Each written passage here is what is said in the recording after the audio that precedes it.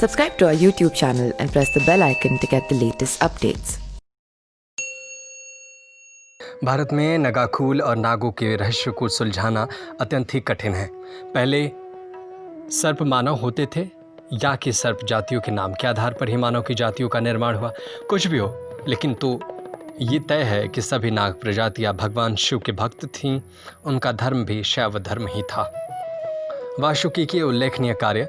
वासुकी भगवान शिव के परम भक्त थे। माना जाता है कि नाग जाति के लोगों ने ही सर्वप्रथम शिवलिंग की पूजा का प्रचलन शुरू किया। वासुकी की भक्ति से प्रसन्न होकर ही भगवान शिव ने उन्हें अपने गणों में शामिल कर लिया। वासुकी को नागलोक का राजा माना गया है। समुद्र मंथन के दौरान वासुकी नाग को ही रस्सी के रूप में मेरू पर्वत के चारों ओर लपेट कर मंथन किया गया था, जिसके चलते उनको संपूर्ण शरीर लहूलुहान हो गया था। जब भगवान ने श्री कृष्ण को कंस की जेल से चुपचाप वासुदेव उन्हें गोकुल ले जा रहे थे, तब रास्ते में जोरदार बारिश हो रही थी। इस बारिश और यमुना के उफान से वासुकी नाग ने ही श्री कृष्ण की रक्षा की थी। तब रास्ते में उन्होंने ही उनकी रक्षा की। वेब दुनिया के शुद्धानुसार वासुकी ने ही कुंती पुत्र भीम को 10,000 हाथियों के बल प्राप्ति का वरदान दिया था। वासुकी के सिर पर ही नागमणि होती थी। कैसे उत्पत्ति हुई नागों की? पुराणों के अनुसार सभी नागों की उत्पत्ति ऋषि कश्यप की पत्नी कद्रू की कोख से हुई है। कद्रू ने हजारों पुत्रों को जन्म दिया था, जिसमें प्रमुख नाग थे अनंत, शेष, वासुकी, तक्ष, कंकोड, पद्म, महापद्म, शंख, पिंगला और कुलिक।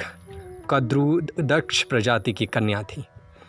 अनंत, वासुकी, तक्ष, कारकोट और पिंगला उक्त पांचों नागों के कुल के लोगों को ही भारत में वर्चस्व था। ये सभी कश्यप वंशी थे। इन्हीं से नागवंश चला। वेब दुनिया के अनुसार नागवंशावलियों में शेषनाग को नागों का प्रथम राजा माना जाता है। शेषनाग को ही अनंत नाम से भी जाना जाता है। इसी तरह आगे चलकर शेष के बाद से वासुकी हुए, फिर तक्ष और फिर पिंगला। वासुकी ने भगवान शिव की सेवा में नियुक्ति होना स्वीकार किया। वासुकी का कैलाश पर्वत के पास ही राज्य था और मान्यता है कि तक्ष ने तक्षशिला बसाकर अपने नाम से तक्ष कूच चलाया था। उस तीनों की गाथाएं पुराणों में पाई जाती है।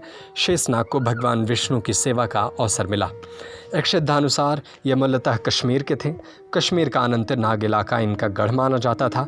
कांगड़ा, कुल्लू, कश्मीर सहित अन्य पहाड़ियों में नाग ब्राह्मणों की एक जाति आज भी मौजूद है। महाभारत काल में पूरे भारतवर्ष में नागा जातियों के समूह फैले हुए थे। विशेष तौर पर कैलाश पर्वत से सटे इलाकों से असम, मणिपुर, नागालैंड तथा इनका प्रमुख प्रभुत्व था। ये लोग सर्प पूजक होने के कारण नागवंशी कहलाए। कुछ विद्वान मानते हैं कि शक या नाग जाति हिमालय को उस पार की थी। तब तक तिब्बती भी अपना भाषा को नाग भाषा कहते थे। उनके बाद है कारकोट, ऐरावत, धृतराष्ट्र, अनंत, अहि, मणिभद्र, अलापत्र, कंबल, अश्तर, धनंजय, कालिया, सोफू, दौधिया, काली, तख्तू, धूमल, फाहल, काना इत्यादि नामों से नागवंशों के वंश हुआ करते थे। भारत में भिन्न भिन्न इलाकों में राज्य था।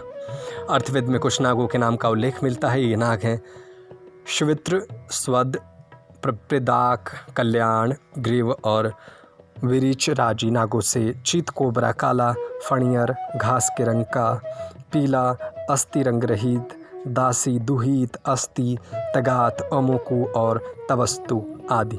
नाग आदिवासी का संबंध भी नागों से ही माना गया है। छत्तीसगढ़ के बस्तर में भी नाल और नागवंश का कवर्धा के फणी नागवंशियों को उल्लेख मिलता है। पुराणों में मध्य प्रदेश के विदिशा में शासन करने वाले नागवंशी राजाओं में शेष, ओ भोगिन, सदाचंद्र, धनाधर्मा, भूतंदी और शिशुनंदी या यशनंदी आदि का उल्लेख मिलता है। Subscribe to our YouTube channel and press the bell icon to get the latest updates.